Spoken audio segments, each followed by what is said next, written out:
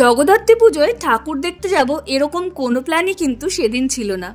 ওই উঠলো বাই তো কটক যাই, এইভাবেই আজকের প্ল্যানটা করা হয়েছিল। তখন ওই 6:30 7টা বাজে। ভাবলাম ঠাকুর দেখে আসা যাক। শুক্রবার বিকেল বেলাটায় আমাদের ছুটি থাকে, সেহেতু বাড়ির থেকে একটু বার হই, কিনি না কিনি খাই না খাই, কিন্তু একটু ঘুরতে বেরোই গায়ে হাওয়া লাগানোর জন্য, বাইরের হাওয়া, যেহেতু সপ্তাহে একটু বেরোনো হয় না। তো শুক্রবার দিন পড়েছিল সপ্তমী জগদ্ধাত্রী পুজোর। তো বেশ যেমন ভাবা তেমনি কাজ, বেরিয়ে পড়লাম জগদ্ধাত্রী ঠাকুর দেখতে কৃষ্ণনগরে, নবদ্বীপ থেকে। তাও আবার পৌঁছালাম 7:30 নাগাদ। ফার্স্ট এই ঠাকুরটা দেখলাম। প্যান্ডেলটা অপূর্ব সুন্দর হয়েছে, ঠাকুরের সাজসজ্জা তখনও কমপ্লিট হয়নি, আর ঢাকিরা ঢাক বাজিয়ে মাকে বরণ করছে। প্যান্ডেলের কারুকার্য এতটাই সুন্দর ছিল, নিখুঁতভাবে দাঁড়িয়ে দাঁড়িয়ে দেখার মতনই ছিল। এরপর বেশিক্ষণ ওখানে দেরি না করে বাইরের দিকে বেরিয়ে আসি। তখনও প্যান্ডেলের কাজ চলছে। আর এই জামাটা পরেই আমি আজকে এসেছি। ঠান্ডা খুব একটা ছিল না, কিন্তু বাচ্চাদের জন্য বেশ ঠান্ডা ছিল। আর এই জামাটার কথা লাস্টে বলছি। এখানে একটা মামামের জন্য বাবলস গুলো কিনলাম। কৃষ্ণনগরের আলোকসজ্জার কোনো কথাই হবে না, এত সুন্দর লাগে, রাস্তাগুলো পুরো ঝলমল করে। তারপরে চলে এলাম হাই স্ট্রিটে বুড়িমার কাছে যাওয়ার জন্য। তো বুড়িমা অব্দি পৌঁছানোর জন্য যে সুন্দর রাস্তাটা পেরোতে হচ্ছে, যেটা এক কথায় রাজপথই বলা যায়। দারুণ সাজিয়েছে, দারুণ সাজিয়েছে। এই তো এবার চলে এসেছি বুড়িমাকে দেখতে, বুড়িমার কাছে। তো বুড়িমার নাম অনেক শুনেছি, মোবাইলেও দেখেছি। তিনি কতটা জাগ্রত আর আমাকে বলে বোঝাতে হবে না। তো তার কাছে পৌঁছে গেছি। যেই রাস্তাটা দিয়ে বুড়িমার কাছে যাচ্ছিলাম, সেই রাস্তাটার পাশে এই সুন্দর সুন্দর জগদ্ধাত্রী ঠাকুরের মূর্তি দেখে চোখটা না সত্যি আটকে গেল। কি অপূর্ব মূর্তিগুলো! এই ছোট্ট ছোট্ট মূর্তিগুলোর মুখগুলোতে এত মায়া। তারপরে আরো ছোটখাটো জিনিস বসেছিল। তারপরে আস্তে আস্তে গুটি গুটি পায়ে বুড়িমার কাছে এগিয়ে গেলাম। তখনও দেখি মায়ের সাজসজ্জা কমপ্লিটই হয়নি। তো এখনো 2 দিন লাগবে মায়ের সাজসজ্জা কমপ্লিট হতে। তারপরে ওখান থেকে দেখে মাকে প্রণাম জানিয়ে চলে এলাম বাইরে। এবার যাব পাত্র বাজারের একটা ঠাকুর দেখতে। ওটাই দেখেছিলাম, খুব সুন্দর প্যান্ডেল করেছে। ওটা খুঁজতে খুঁজতে আরো অনেকগুলো প্যান্ডেল চোখে পড়েছে, যেগুলো নেমেছি দেখেছি।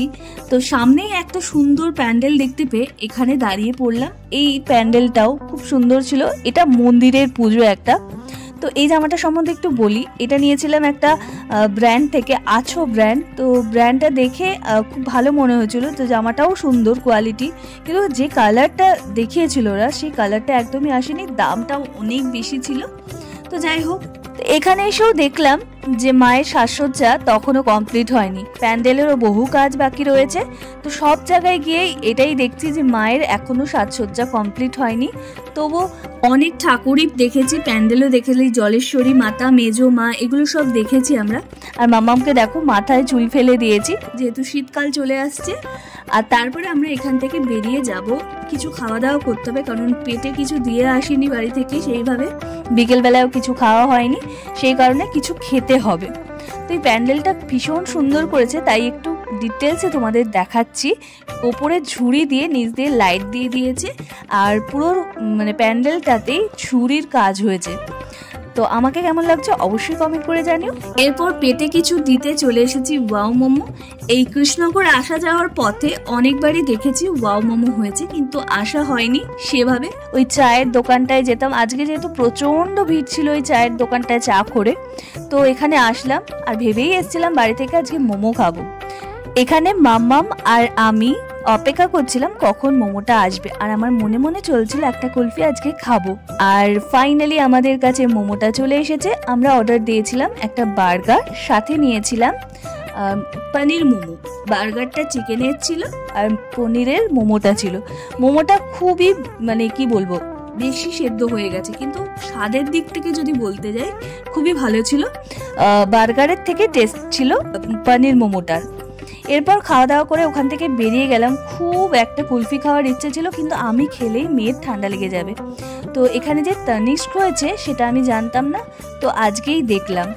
এরপর খুঁজতে খুঁজতে খুঁজতে খুঁজতে ফাইনালি পৌঁছালাম পাত্র বাজারে, যেটাকে খুঁজতে খুঁজতে আমাদের 8 ঘন্টা 1.5 ঘন্টা সময় চলে গেছে। পাত্র বাজারের সঠিক ঠিকানা কেউই দিতে পারছে না। তো এখানে এসে সত্যিই দেখলাম যে এতক্ষণ ধরে যেটা খুঁজেছি তার জন্য সময় ওয়েস্ট হয়নি। সত্যি খুব সুন্দর করেছিল প্যান্ডেলটা, অসাধারণ লাগছিল শুধু লাইটিংটার জন্য। আর মা তো ভেতরে ছিলেনই। ভেতরে সেভাবে কাউকেই ঢুকতে দিচ্ছিল না, কারণ ভেতরে ঢোকার মতো স্পেস ছিল না, বাইরে থেকেই মাকে দেখা যাচ্ছিল। আর এইটা করেছে জাঞ্জিবার ডমিনো টাওয়ার, যেটা তানজানিয়ায় অবস্থিত। এটা আমি জানতাম না, ওখানে বলছিল যে ডমিনো টাওয়ার। তো আমি বাড়িতে এসে গুগলে সার্চ করলাম, তখন দেখলাম যে তানজানিয়ায় এটা অবস্থিত। আর এটা হচ্ছে আফ্রিকার দ্বিতীয় উচ্চতম টলেস্ট বিল্ডিং। প্রায় 9:30টার সময় কৃষ্ণনগর থেকে বেরিয়ে এলাম বাড়ি আসবো বলে। তো এইটা হয়েছিল কালেক্টরের আগে একটা লাইটিং। আর মাম্মামের জন্য সব প্রোটেকশনে নিয়েছিলাম, গরম জামা পরেছিলাম, কানে দিয়েছিলাম, কিন্তু তাতেও কোনো কাজে দিল না। ভগবানের সাথে দেখা করতে গিয়ে আমার এত বাস হলো। 3 দিন পর থেকে মেয়ের প্রচন্ড কাশি, সর্দি। বাড়ি থেকে এত দূরে জগদ্ধাত্রী ঠাকুর দেখতে গিয়ে এই হাল, আর বাড়ির সামনে রাস, সেটা দেখতে পারলাম না। তো ভেবে রেখেছি আর ব্লগ টক করবো না, ওকে নিয়ে কোথাও বেরোবও না। চললাম, টাটা বাই, ভালো থেকো সবাই। আর হ্যাঁ, শেষ অবধি ভিডিওটা দেখে থাকলে please like, comment, share, subscribe করে দিও। চলো তাহলে মাকে আরেকবার দেখে নিই লাস্ট বেলায়।